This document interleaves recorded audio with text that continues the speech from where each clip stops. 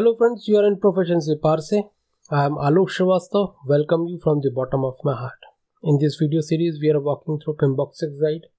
अभी तक हमने इनिशिएशन ग्रुप के दोनों प्रोसेसेस देख लिए। इनिशिएशन में दो ही ग्रुप प्रोसेसेस होती हैं जो हमने देखा है, और पिछले वीडियो से हम प्लानिंग के प्रोसेसेस में हैं, और प्लानिंग का हमने डेवलप प्रोजेक्ट मैनेजमेंट प्लान पिछली बार हमने देखा था।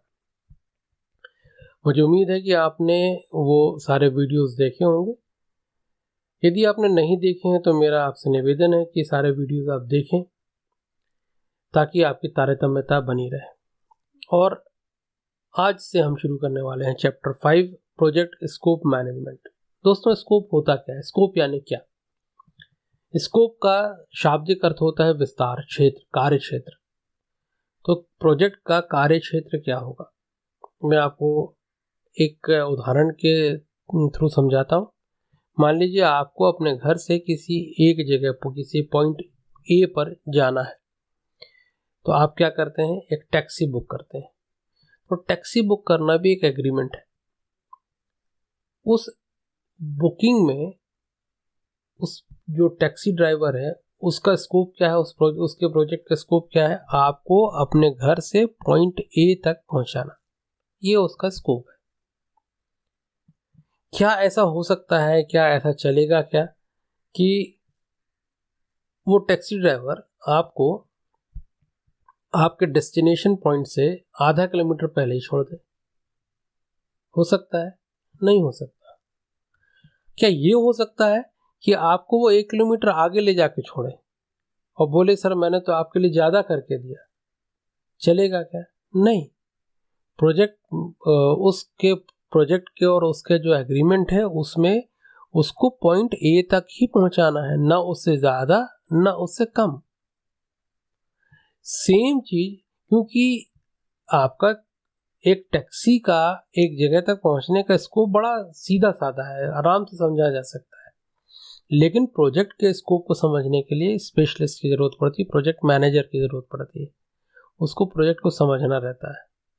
यहाँ पे इसीलिए इम्पोर्टेंट हो जाता है प्रोजेक्ट मैनेजमेंट प्लान।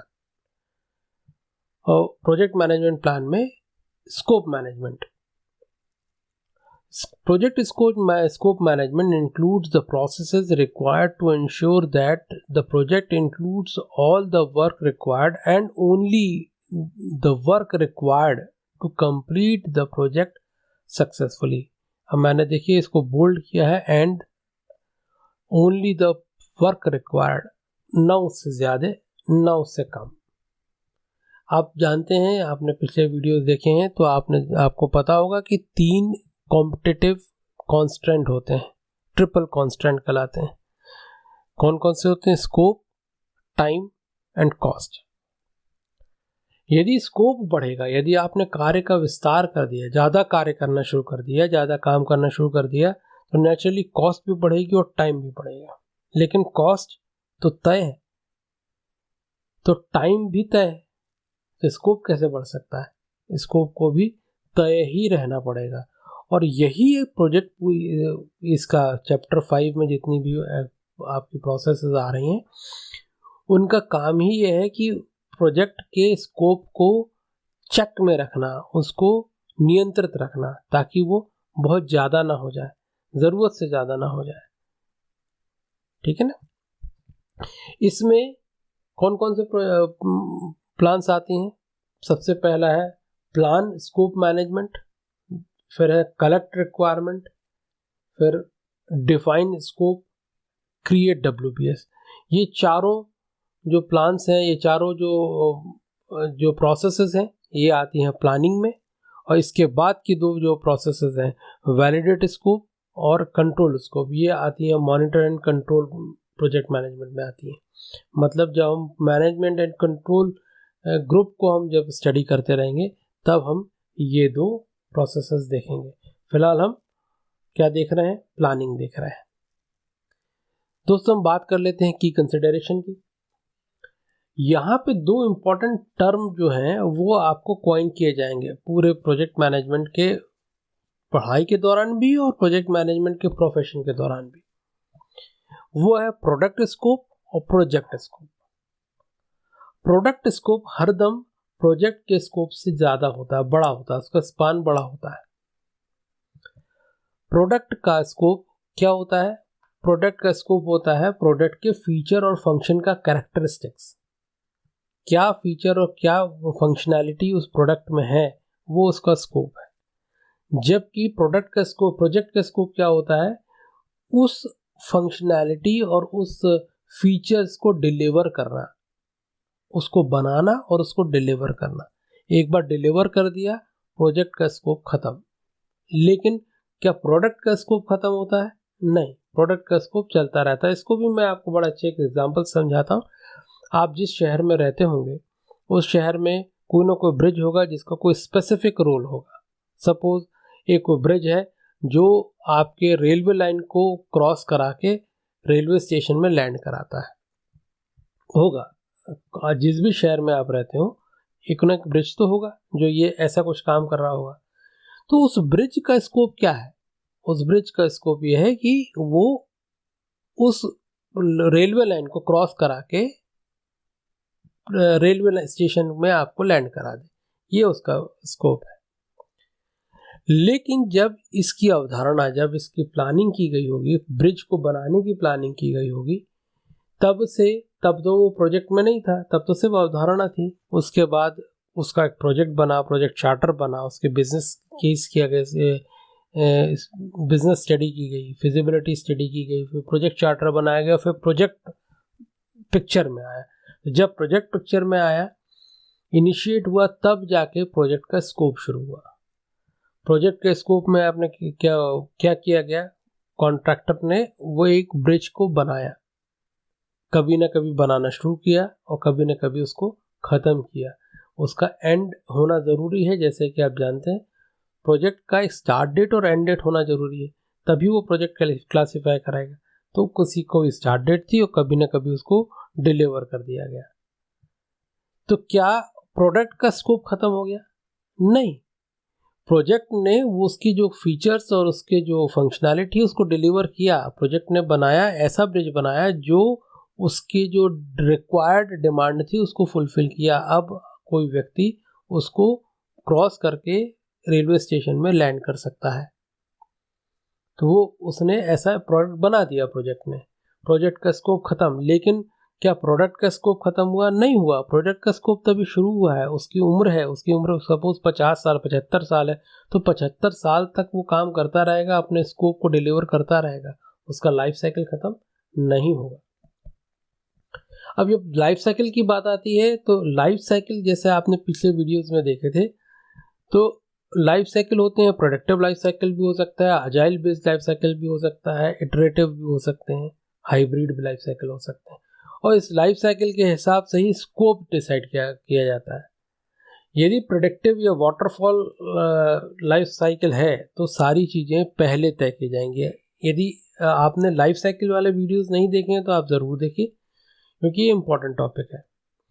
तब भी मैं ब्रीफली बता देता हूँ कि प्रेडिक्टिव लाइफ साइकिल, जिसको वाटरफॉल भी कहते हैं, उसमें प्रोजेक्ट का स्कोप शुरुआत में ही, प्रोजेक्ट के शुरू होने पे ही तय कर लिया जाता है।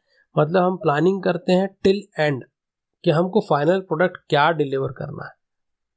उसके बाद हम सारी प्लानिंग करते हैं, उसकी रिक्वायरमेंट असेसमेंट करते हैं, उसकी कलेक्ट रिक्वायरमेंट करते हैं, उसका WBS बनाते हैं, इसके स्कोप डिफाइन करते हैं। जो कुछ भी हम करते हैं हम शुरू में ही कर लेते हैं, उसके बाद हम प्लानिंग करते हैं। सिविल इंजीनियर्स के जो प्रोजेक्ट होते हैं, जैसे कि एक बिल्डिंग बनाना है, तो बिल्डिंग की प्लानिंग कब की जाती है? जब वहाँ वो मैदान होता है, खाली ज़मीन होती है, तब हम प्लानिंग करते हैं और उसके हिसाब से हम पूरी बिल्डिंग तय करते हैं। पूरी प्लानिंग, हर एक चीज़ पहले तय कर ली जाती है। तो ये है वाटरफॉल का तरीका। क्या ये पॉसिबल है कि 100 माले की बिल्डिंग बनना है, 25 माले में आके और नहीं हमको प्लान चेंज करना है? क्या ये पॉसिबल है? नहीं किया जा सकता, क्योंकि वो डोमेन ही ऐसा है कि वहाँ पे आपको प्रोडक्टिव ही होना पड़ेगा। लेकिन कई ऐसे डोमेन है जैसे आईटी के सॉफ्टवेयर डेवलपमेंट का जो डोमेन है, उसमें ये ज़रूरी नहीं है कि हमने जो प्लानिंग की है हम उस प्लानिंग पे ही स्टिक रहें या उसी प्लानिंग में अडिग रहें। हम बाजार की डिमांड के हिसाब से हम अपने प्लान को चेंज भी कर सकते हैं। अब ये कैसे तय होगा कि हमको कब चेंज करना है? तो उसका तरीका क्या होता है अजाइल में कि हम छोटा सा एक हिस्सा डेवलप करते हैं जो क्लियर है, जिसका स्कोप क्लियर है, जिसकी डिलीवरेबल क्या बनने वाला है वो भी इसको क्लियर है। हम उसको पिक करते हैं। ये जो हमने जो स्कोप पिक किया, जो हमने हिस्सा जिसको डेवलपमेंट के लिए हमने पिक किया है, वो कहलाता है बैकलॉग। वो कई बार यूजर स्टोरीज भी कहलाता है। उस यूजर स्टोरी या बैकलॉग को हम पिक करते हैं और डेवलप करके उतना सा जो हिस्सा है उसको डेवलप करके हम डिलीवर करते हैं। इस पूरे दौरान हमारा जो क्लाइंट है वो इन्वॉल्व रहता है, जिसको ये यूज़ करना है, जो हमारा क्लाइंट है वो इन्वॉल्व रहता है, ताकि वो सारी चेंजेस को, वो जो भी वो चेंज करना चाहता है उसको, वो रिक्वायरमेंट को, चेंजेस को क्लोजली मॉनिटर कर सके। इन केस जब हमने उसको उस छोटे से बैकलॉग का डिलीवरी दी और उसको पसंद नहीं आए या उसने कुछ चेंजेस चाहे, तो हम क्या करते हैं उस यूज़र स्टोरी को ज़रा सा चेंज करके, जो भी उसके रिक्वायरमेंट है उसके हिसाब से चेंज करके हम फिर उसके सामने लेके आते हैं। अब ये जो चेंजेस है ये कहलाता है बैकलॉग ग्रूमिंग। ये कहलाता है बैकलॉग ग्रूमिंग। मतलब हमने एक बैकलॉग तय किया था, वो उसके रिक्वायरमेंट के हिसाब से फुलफिल या उसके रिक्वायरमेंट को फुलफिल नहीं कर रहा है या उसकी एक्सपेक्टेशन को फुलफिल नहीं कर रहा है, तो हम क्या करते हैं दोबारा से उसको रीविजिट करते हैं और उसकी ग्रूमिंग करते हैं। ये कहलाता है बैकलॉग ग्रूमिंग। दोस्तों आज बहुत शोर हो रहा है बाहर, पर मेरे बाजू वाली बिल्डिंग में कुछ कंस्ट्रक्शन का काम चल रहा है। मैं क्षमा प्रार्थी हूँ, आपको आज ये वीडियो इन शोर के साथ ही सुनना पड़ेगा। चलिए आगे बढ़ते हैं। एडाप्टिव लाइफ साइकिल में validate scope, collect requirement, define scope and create WBS, ये हर एक बैकलॉग, जब भी आप नया बैकलॉग पिक करते हैं, यूज़र स्टोरी पिक करते हैं, तो ये हर एक के साथ आपको रिपीट करना है। कौन कौन सी चीज़ें रिपीट करना है? कलेक्ट रिक्वायरमेंट, ये तीनों प्रोसेसेस हैं। Collect requirements, define scope and create WBS। जबकि प्रेडिक्टिव लाइफ साइकिल में हम ये कब करते हैं? जब हम वेरी फर्स्ट टाइम पूरा जब प्लानिंग करते हैं तब हम वेरी फर्स्ट टाइम करते हैं। दोबारा हम इसको तभी करते हैं जब कोई चेंज की ज़रूरत हो, अदरवाइज हम नहीं करते। अब बचे दो जो स्कोप प्रोसेसेस हैं, validate scope and control scope, उनकी बात करें तो प्रेडिक्टिव लाइफ साइकिल में जब हम प्रोडक्ट को डिलीवर करते हैं तब वैलिडेट स्कोप पिक्चर में आता है। वैलिडेट स्कोप में जो अथॉरिटी है, जिसके पास ये अथॉरिटी है कि वो वैलिडेट कर सके, वो प्रोडक्ट को चेक करता है और यदि सारे स्कोप जो है वो डिलीवर कर दिए गए हैं तो वो उसको साइन ऑफ करता है। वो कब होगा? जब हम फाइनल प्रोडक्ट को डिलीवर करते रहेंगे प्रेडिक्टिव लाइफ साइकिल में। जबकि अजाइल या इटरेटिव लाइफ साइकिल में जब भी एक फेज खत्म होता है या एक बैकलॉग खत्म होता है, छोटी सी हम जब डिलीवरी देते हैं, तब भी हम वैलिडेट स्कोप करते हैं।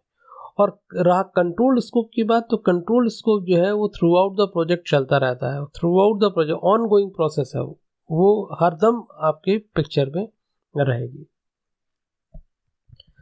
प्रेडिक्टिव लाइफ साइकिल में जो स्कोप है वो बेस लाइन होना जरूरी है।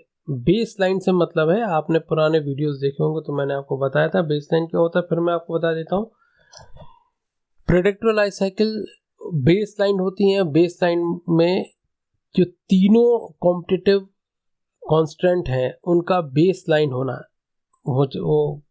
ज़रूरी होता है। स्कोप का बेस लाइन होना मतलब स्कोप का तय होना, और उस जो तय स्कोप है उसमें क्लाइंट और स्पॉन्सर का एग्री होकर साइन करना, ये हुआ स्कोप का बेस लाइन होना। अब इस बेस लाइन में, स्कोप के बेस लाइन में कौन कौन सी चीज़ें आती हैं?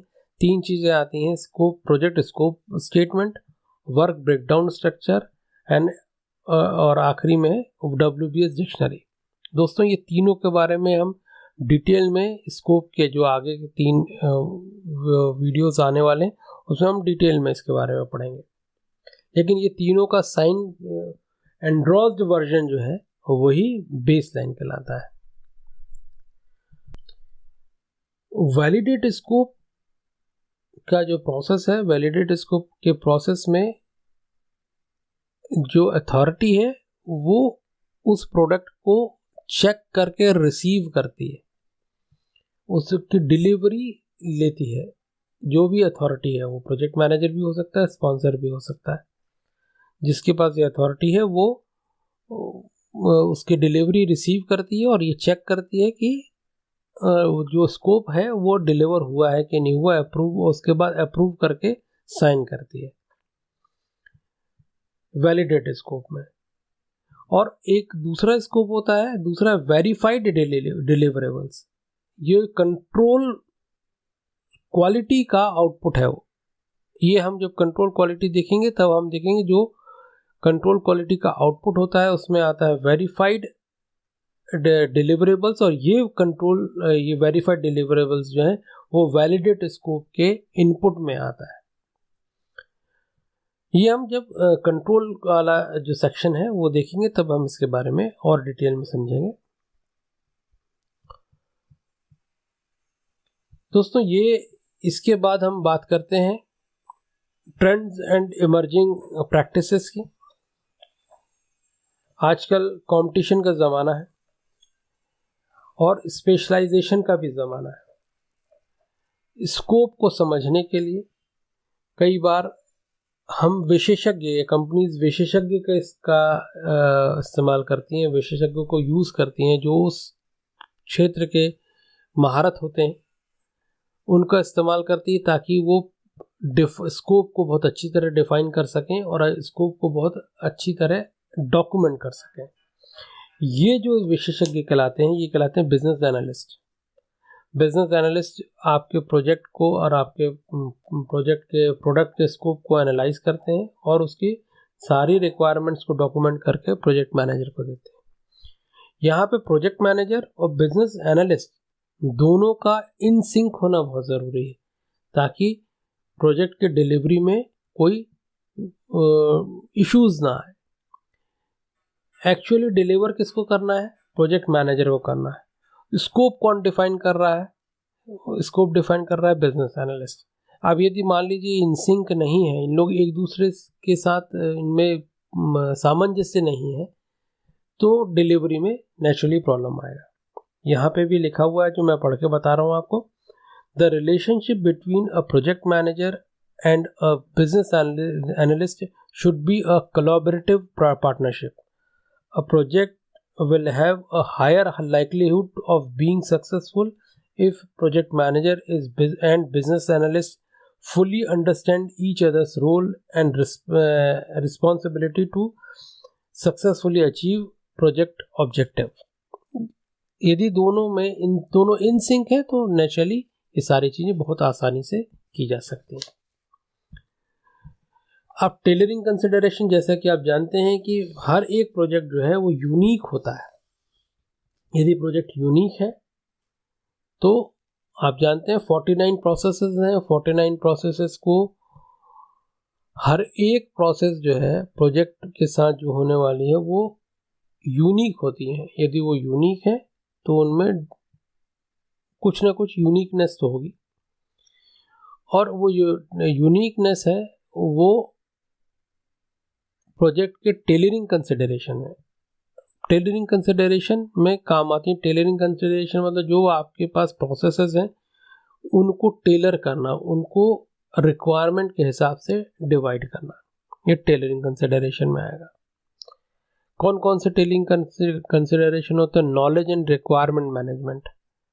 आपके पास क्या नॉलेज है और क्या रिक्वायरमेंट है, और रिक्वायरमेंट आपके प्रोजेक्ट की क्या है, आपके ऑर्गेनाइजेशन की क्या है, उसके हिसाब से आप टेलरिंग करते हैं। Validation and scope, validation and control. यदि आपके ऑर्गेनाइजेशन में वैलिडेशन की गाइडलाइंस पहले से है, प्रोजेक्ट कंट्रोल करने की गाइडलाइंस पहले से है, तो उसके हिसाब से आप टेलरिंग कंसिडरेशन कर सकते हैं। डेवलपमेंट अप्रोच, जैसे कि आप जानते हैं प्रोडक्टिव डेवलपमेंट करना है, वो अजाइल डेवलपमेंट करना है, आपकी ऑर्गेनाइजेशन किस में एक्सपर्ट है, आपके पास किसका नॉलेज है, उसके हिसाब से आप टेलरिंग कंसिडर कर सकते हैं। स्टेबिलिटी ऑफ रिक्वायरमेंट, यदि आप कोई प्रोजेक्ट कर रहे हैं जिसका कि पूरा प्रोजेक्ट अभी क्लियर ही नहीं है, अभी वो रिक्वायरमेंट इवॉल्व हो रही है, तो उस केस में आपको अपने अकॉर्डिंगली आपको life cycle, life development approach आपको डिसाइड करना पड़ेगा।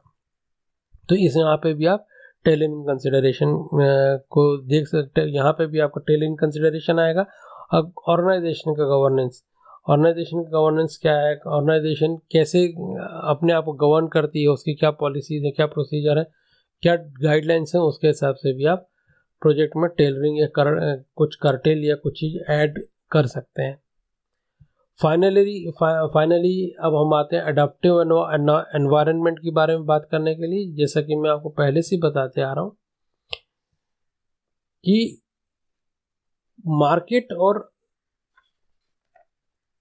डेवलपमेंट के जो एनवायरनमेंट है, खासकर आईटी सेक्टर में, वो बहुत तेजी से चेंज हो रहा है। टेक्नोलॉजिकल चेंज बहुत तेजी से हो रहा है।